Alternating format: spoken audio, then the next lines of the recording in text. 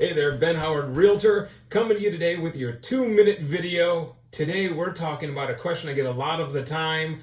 It is, how much money do I actually need in the bank when I'm looking to buy a house?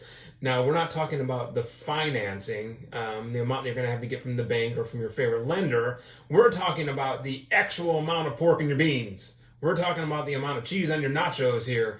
We need to know how much you actually need in the bank that you can cut a check for when you're coming to buy a house. Now, there are two main times you're going to need that. First of all is when you make an offer on the house and it gets accepted, and then at closing you're going to need to be able to do a little bit more.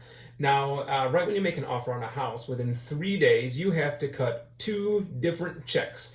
Now, the first one is called your earnest money. Your earnest money is the money that you give right to the title company. Usually goes toward your down payment, about 1% of the house, give or take.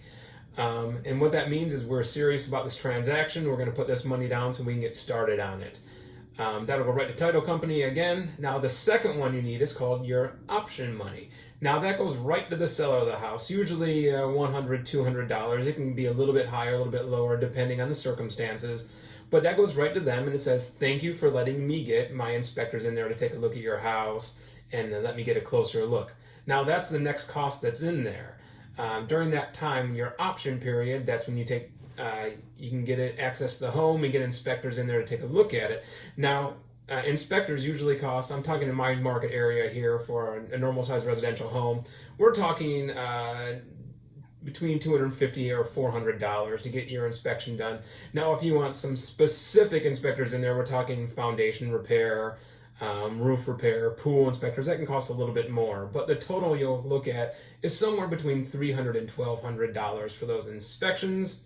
And then at closing, which is a different topic altogether, but you'll need to be able to come up with the rest of your down payment. Usually the lowest on that's about 3.5% as well.